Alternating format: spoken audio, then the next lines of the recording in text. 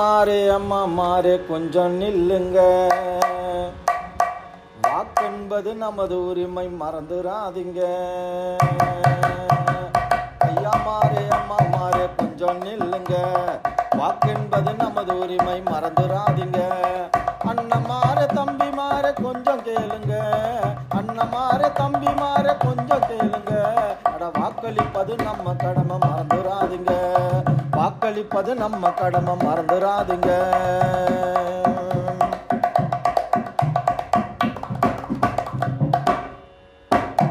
ஐந்தாண்டுக்கு ஒரு முறை வரும் மக்கள் திருவிழா, மக்களாட்சி கொண்டு வந்த தேர்தல் திருவிழா.